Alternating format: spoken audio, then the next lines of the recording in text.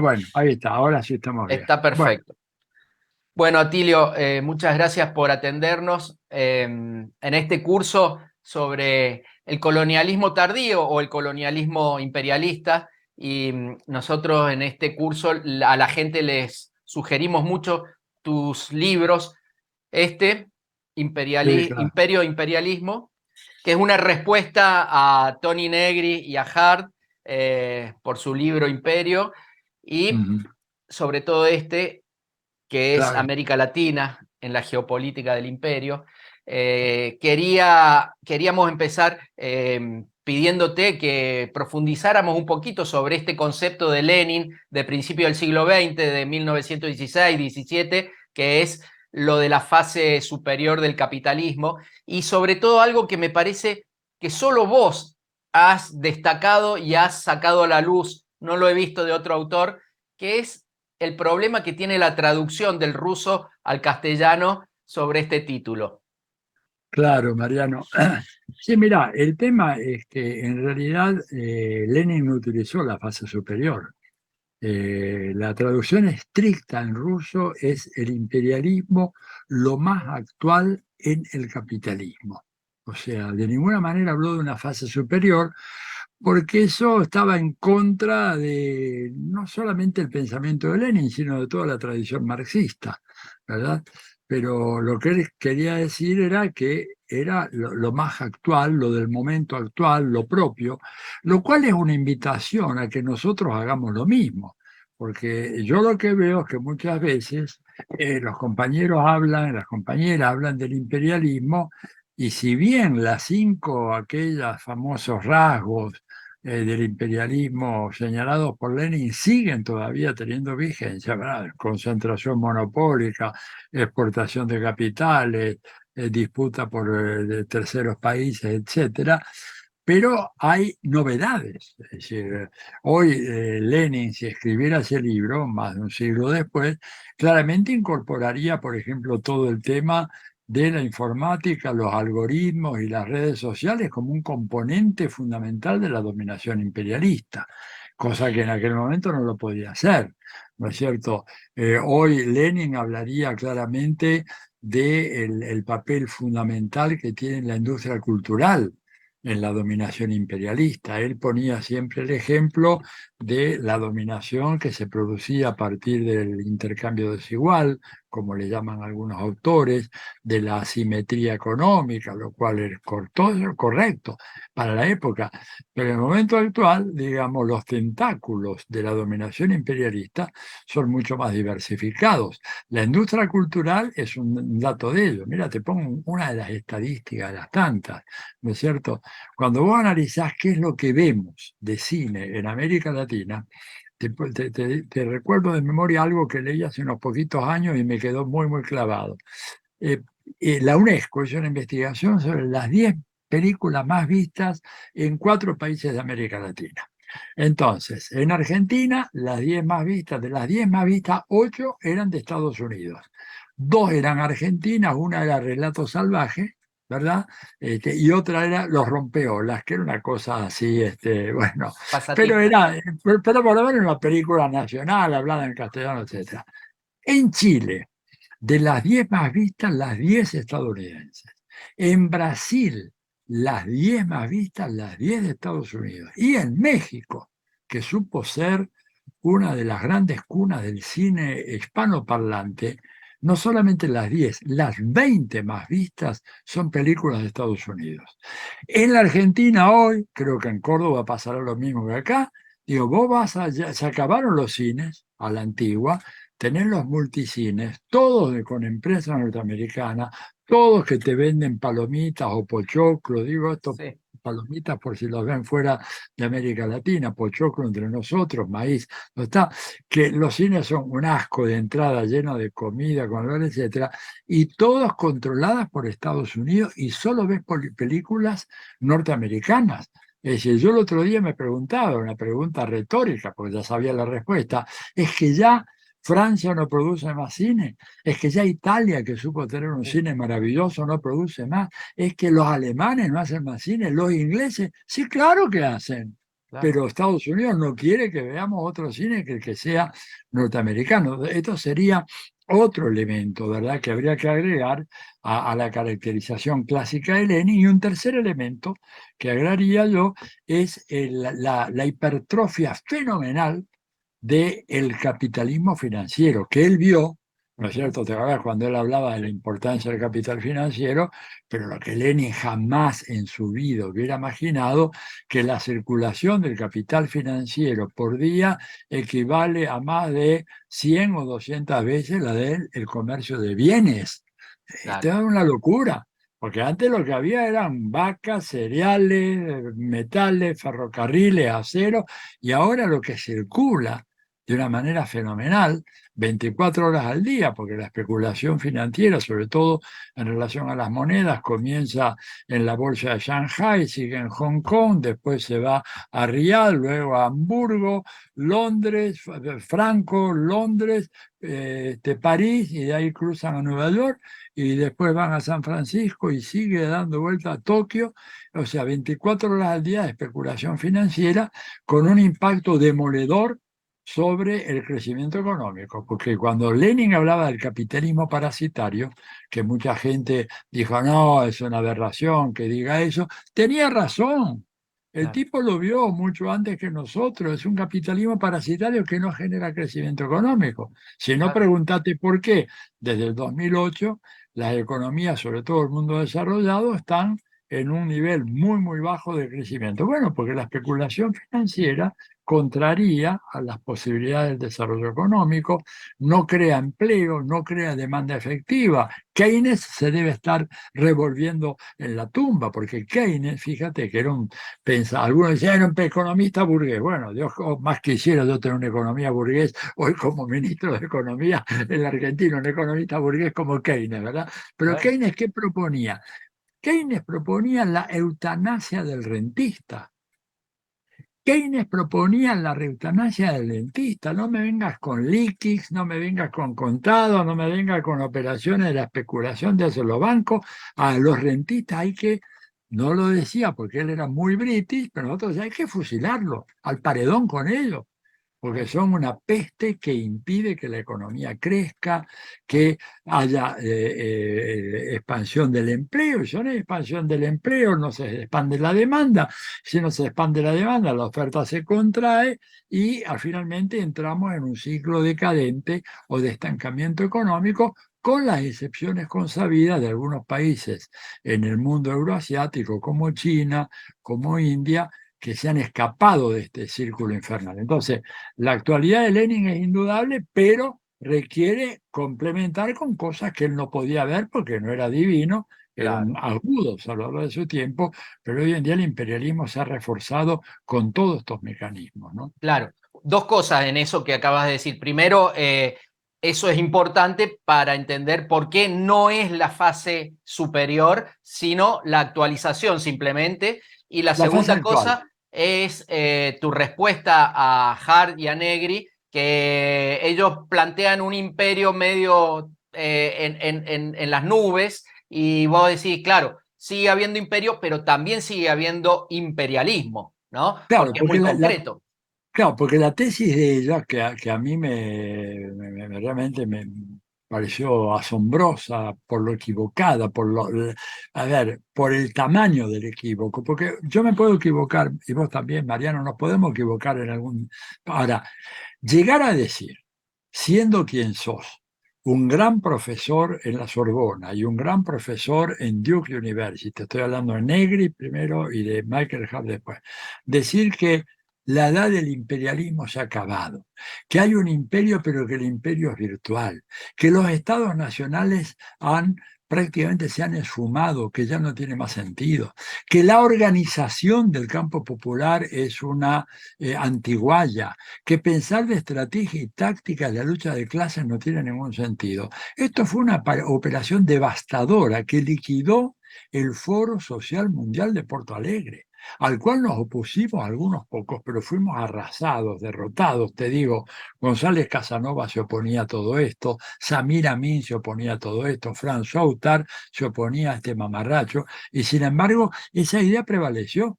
Y ¿sabes qué vino después de eso? La antipolítica.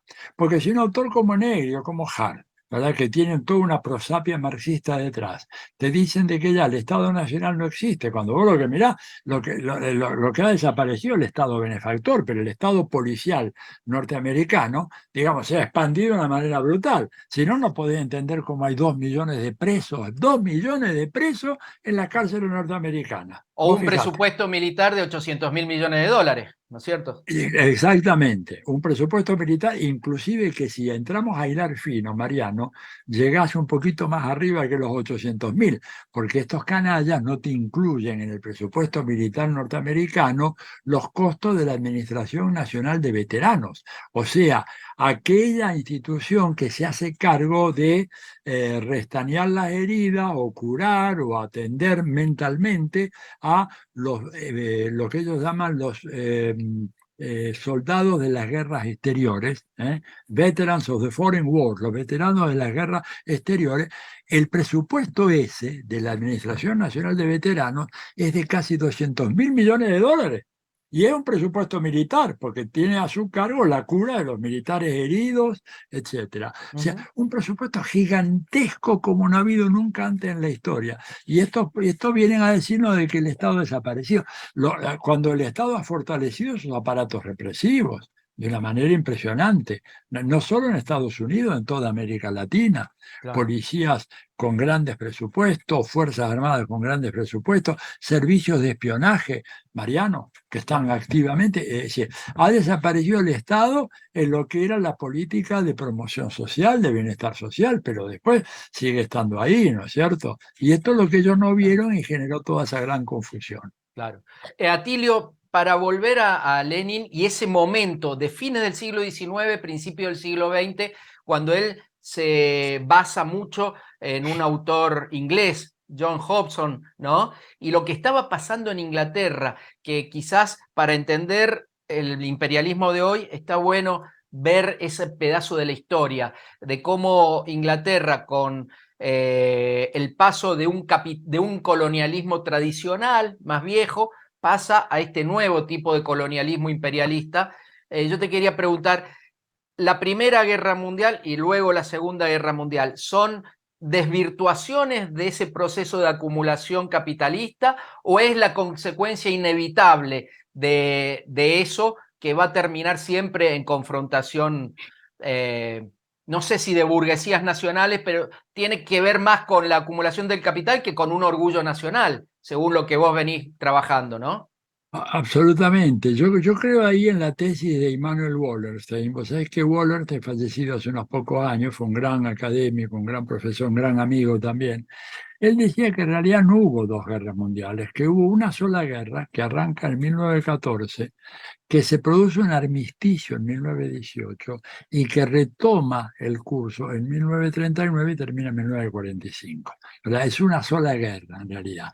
Y la guerra es producto de, el hecho de que nuevos países que querían buscar su lugar bajo el sol, en esto que Lenin llamaba el reparto, ¿no es cierto? El reparto del mundo. Estoy hablando fundamentalmente de Alemania, de Italia y de Japón, luchaban contra los poderes establecidos, que eran básicamente Inglaterra y Francia. Y ahí es donde se produce este enfrentamiento, que además se agrava porque producto de la guerra viene la hiperinflación alemana de 1922 y después de remate la Gran Depresión de 1929. Toda esa fase convulsionada del capitalismo, ¿verdad? Que habla de los reacomodos que abren la puerta para, ¿qué cosa?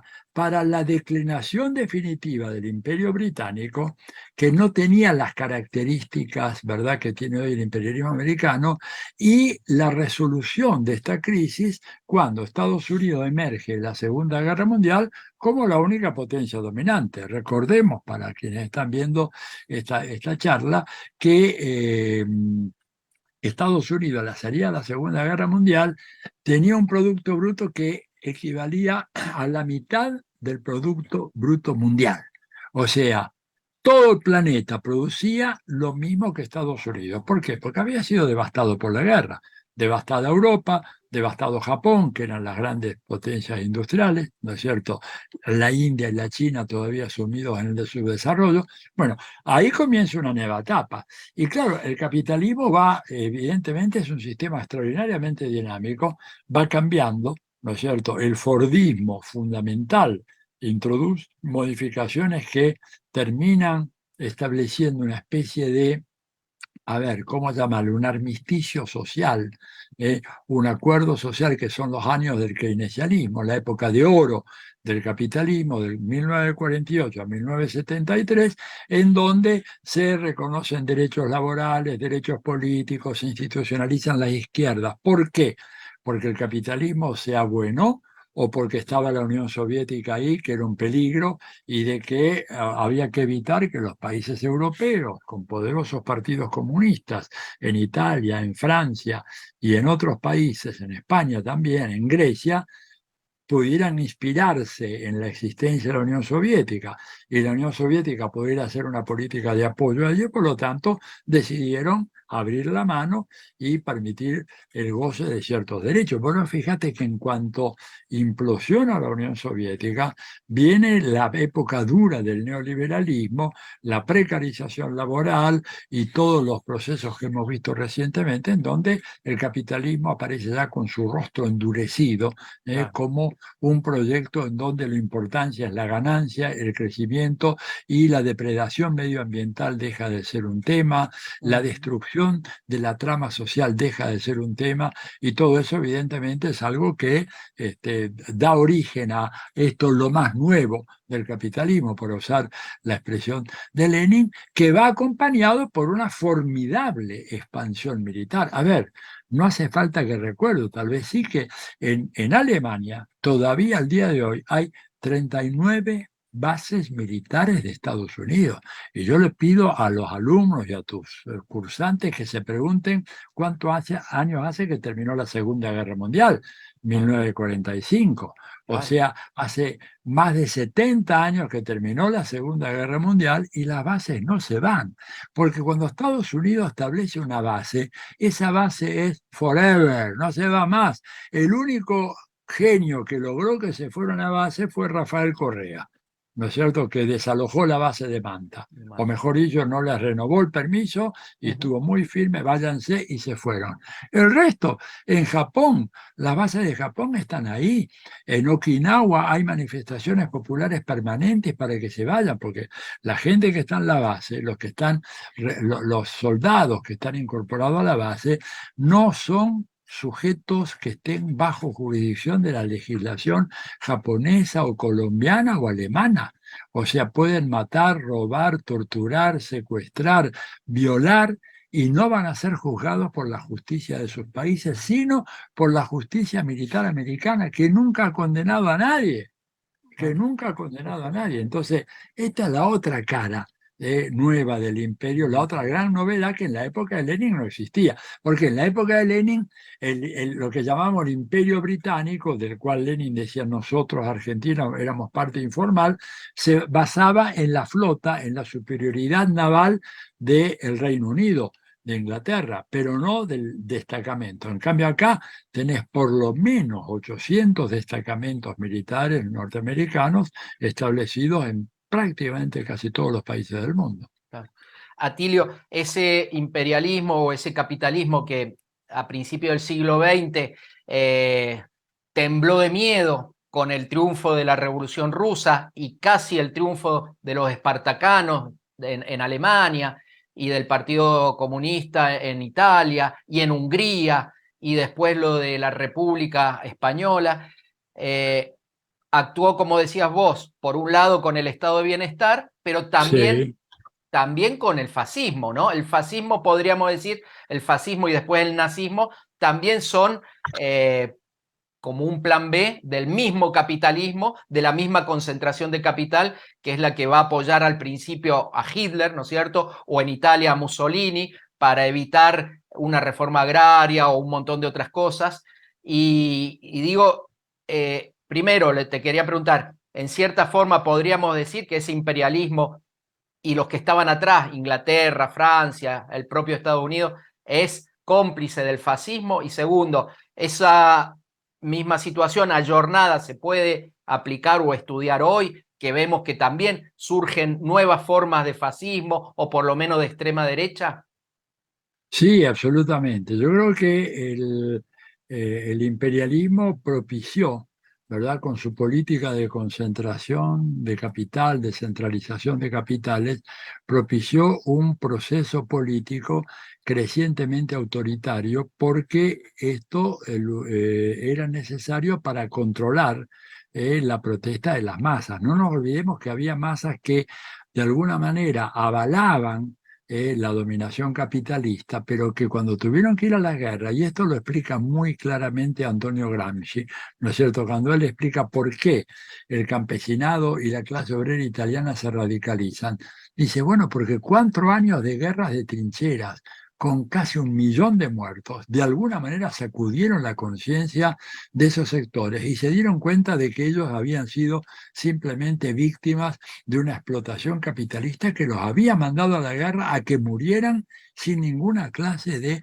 reparos morales o escrúpulos morales. Entonces, evidentemente, en ese contexto, crecientes protestas populares, debilidad absoluta de las democracias. El caso más claro, el caso de la democracia alemana de Weimar, la República de Weimar que no pudo contener, ¿no es cierto?, la gran masa de desocupados que produjo la hiperinflación y después la Gran Depresión de 1929 y que dio lugar al surgimiento de una figura, que siempre hay que recordar esto. Hitler era una figura carnavalesca, casi te diría circense, en la política alemana. Hay registros de, por ejemplo, de Hitler, que hacía pinturas, ¿no es cierto? Así, iba por los boliches de Múnich, él era austríaco, pero radicado en Múnich, y entonces el tipo iba ahí en medio de la borrachera generalizada en esas tabernas de Múnich, cosa que todavía podés ver hoy, ¿no? Porque si hay una ciudad donde te podés emborrachar y hasta morir es Múnich, tomando cerveza y en grandes establecimientos y además todo el mundo junto y bueno. Hitler se ganaba la vida no vendiendo cuadros, sino haciendo apuestas con los borrachos a ver si le acertaban un escupitajo. Eso está narrado en varias biografías y el tipo entonces era muy ágil, hacía la apuesta, esquivaba los escupitajos de los borrachos y con eso iba ganando un cierto dinero, de eso vivía. Y hacía en el medio grandes discursos acusando a los judíos, a los comunistas, a los gitanos, a los homosexuales, a todos de la decadencia alemana y todos los borrachos, ja, ja, ja, ja, y le seguían escupiendo. Bueno, la gran pregunta sociológica y cultural, ¿cómo es posible que el pueblo más culto de Alemania, según Engels, en un plazo de 8 o 9 años, hubiera hecho de este payaso sangriento que era Hitler en la figura más importante de Alemania y de Europa? Es decir, ¿qué pasó ahí? Esto es un desafío para nosotros también en la Argentina. Porque acá tenemos varios aprendices de Hitler, ¿no es cierto? Milei, que parece muy Milei, gracioso, ¿no? Pero claro, no parece nada gracioso. Milei ha copiado la gestualidad de Mussolini y de Hitler, habla de la misma manera que ellos, a los gritos, posa como si fuera un antisistema cuando es la esencia más profunda del sistema capitalista, ¿no es cierto? Sin embargo, tiene una pose que aparentemente es la contraria. Y así como en Alemania nadie le creía a Hitler en 1922 y después en 1933 es el hombre más poderoso de Alemania, acá hay que tener mucho cuidado, sí, o porque de Bolsonaro, repente, que durante 30 años era la risa de todos, un así es. outsider, pero... Así es. Ujú. Exactamente. Bolsonaro estuvo exactamente 28 años en la Cámara de Diputados Federal de Brasil. Propuso tan solo un proyecto de ley que ni siquiera fue aprobado. Y era un personaje risueño, para la broma, barceleta, como le dicen Sí. en portugués, ¿verdad? Y de repente se transformó y casi, casi le gana la elección a Lula. Ojo, a mí me dijeron, la gente del comando de Lula, que si esa elección, en lugar de ser el 30 de octubre, se hacía el 6 de noviembre, una semana después, ganaba Bolsonaro. Ganaba Bolsonaro, porque vos viste que la progresión de los votos fue impresionante. Entonces, Esto, el fascismo, claro, viene y es funcional. Y la fascistización de las derechas en todo el mundo tiene que ver con la crisis. Ya no les interesa la democracia liberal, esa es una estupidez que decía Fukuyama en los años 90, que por Claro. suerte yo está testificado, las critiqué, por ahí está, a ver si lo encuentro, no encuentro ya mis libros ni nada, porque sabes que tengo gente que me viene a ayudar a limpiar mi escritorio. Pero bueno, este se los muestro, porque este libro lo pueden descargar Sí, gratis en la biblioteca de Claxon. Atila perfecto. Borón, Bitácora de un navegante. Bueno, ahí yo hablo mucho de estos temas, ¿no es cierto?, sobre el fascismo, el papel histórico del fascismo, cómo el gran capital colaboró con el fascismo, cómo la derecha hoy se fascistiza, Claro, porque ya la democracia liberal no le sirve más. Ya más lo que yo he dicho en todos mis escritos, el liberalismo nunca fue el creador de una teoría democrática. Nunca, que me lo demuestren. Hice varias veces este desafío, nadie levantó el guante, porque yo les puedo citar media biblioteca, comenzando por Locke, por Kant, por Hegel, por cualquiera, van a ver autores liberales, pero que de ninguna manera son autores que proponían la democracia. Entonces ahora están proponiendo la mano dura del fascismo, se están fascistizando a medida que, en el caso europeo, a medida que la unidad cultural y social europea está hecha trizas. claro. Fue el dato fundamental. Europa hace 50 años era una señora blanca, cristiana, ¿no es cierto?, y occidental y nada más. Y ahora Europa es una melange de refugiados sirios, afganos, de Subsahara, etcétera, y en donde el monopolio religioso del cristianismo ha desaparecido. Ujú. Hay enormes contingentes de gente que son europeos, no solo inmigrantes, que son musulmanes o que pertenecen a otras religiones. Y eso ha hecho crujir a la estructura social y política y cultural de los países europeos. ¿Y la respuesta cuál ha sido? Fascistizarse, la ley en orden, ¿no es cierto? ¿Por qué eso? Porque la izquierda no tuvo respuesta, porque la izquierda de alguna manera se abuenó con el capitalismo, la izquierda se convirtió en una izquierda light, una izquierda caviar, una izquierda que aceptaba el neoliberalismo, diciendo, bueno, pero son restricciones elementales, no podemos tener déficit fiscal, hay que dejar que los mercados actúen. Y entonces, como decía mi viejo maestro, que después se olvidó sus lecciones, Fernando Enrique Cardoso, decía, los pueblos prefieren el original a la copia. Claro. Entonces, cuando vos tenés una izquierda que copia el proyecto de la derecha, lógicamente la gente va a votar por la derecha genuina y auténtica y no por los copiones. Y entonces tenés la fascistización. Y acá en América Latina También. renace con el tema de los pueblos originarios y el quinto centenario del llamado descubrimiento de América, que fue conquista y colonización, renace un sentimiento antiindígena muy, muy fuerte, que lo estás viendo. Por ejemplo, en Chile acaban de proponer, por suerte no pasó, pero no pasó porque la derecha se opuso. Mirá la locura, la preparación de una cárcel especial para los mapuches, apoyada por la coalición gobernante, lo cual habla del nivel de confusión ideológica, porque si la derecha hacía eso, yo diría, bueno, la derecha obviamente racista, antimapuche, pero que la propia coalición de gobierno haya propuesto la creación de una cárcel especial para los mapuches, es una cosa que habla de una confusión Ujú. ideológica fenomenal. Por suerte, la derecha, mirá vos, demagógicamente dijo que no podía ser, que todos los habitantes de Chile tienen que ir a la misma cárcel, pero esto Claro. te habla, digamos, de la confusión fenomenal que hay y de la inanidad de las propuestas del progresismo y de la izquierda, ante lo cual la gente se va a la derecha. Te Claro. pongo un último ejemplo, perdóname Mariano si me extiendo No, más está allá de bien. la cuenta, pero el hecho de que hoy en día la distribución del ingreso en la Argentina haya empeorado en relación a Macri, ¿qué es lo que significa esto? Significa que en el fondo nuestro gobierno, al frente de todos, ha sido igual en este terreno o peor todavía que el gobierno de Macri.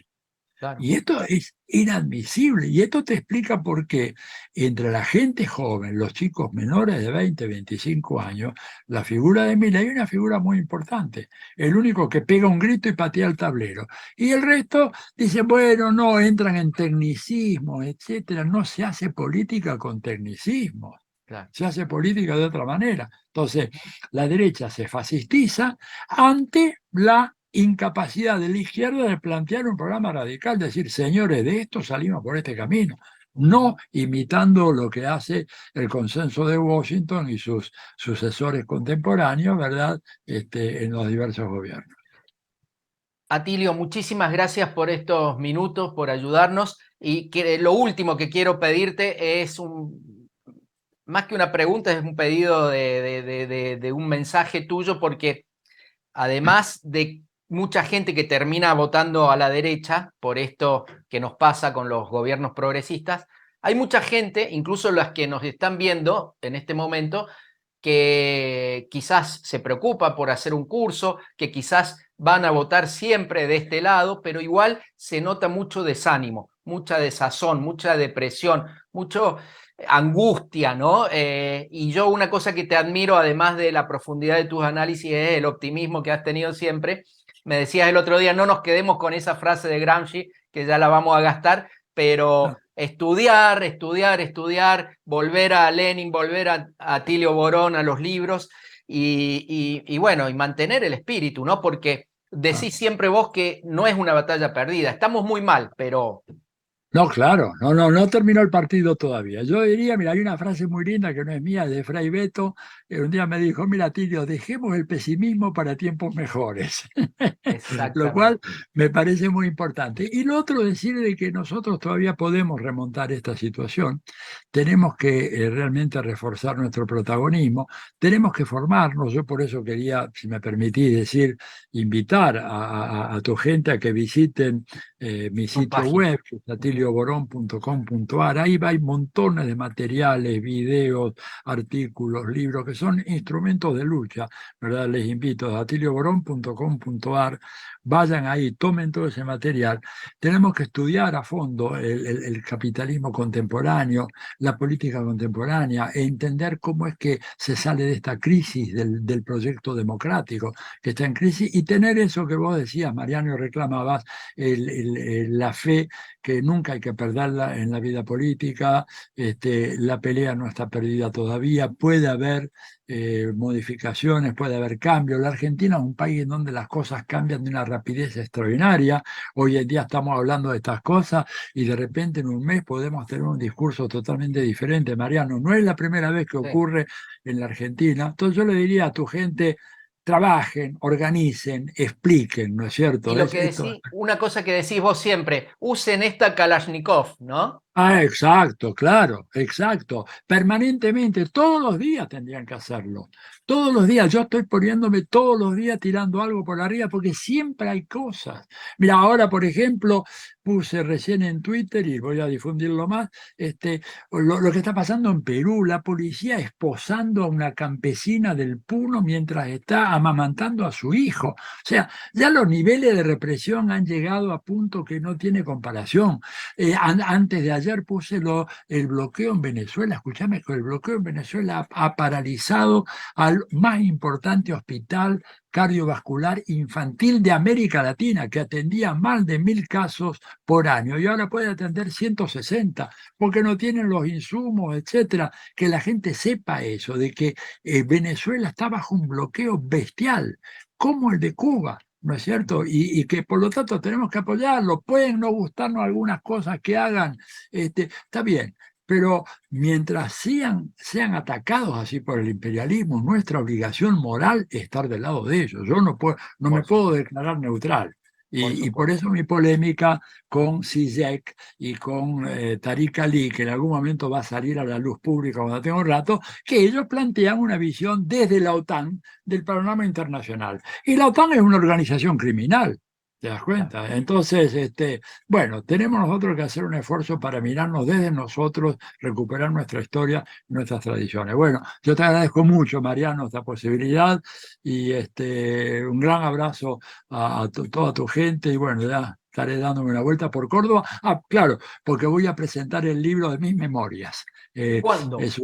Y supongo que en la Feria del Libro de Córdoba, o tal vez antes. Bueno, Son más de un tomazo así, de como de 500 páginas. Te digo para vos, que te doy un título, arrancan las memorias de Atilio Borón desde 1948, cuando escucha por radio el discurso de Perón anunciando la convocatoria a la próxima convención constituyente. Y esto surgió porque una investigadora me vino a preguntar ingenuamente, ¿y usted cuándo se politizó? Pensando que yo le diría en la universidad, ¿o qué? Le dije, no, en ese momento, 1948, y llego hasta hoy. Así que va a ser un material para, bueno, en fin, ya te voy a avisar cuando vaya a Córdoba y vamos a hacer un programa especial que creo que te va a gustar ahí sobre, estaremos. con esas memorias. Ahí ¿Ok? estaremos acompañándote. Gracias por todo, Atilio. Un abrazo enorme. Gracias a vos y a toda la gente que te acompaña. Chao, chao. Chao, chao, gracias.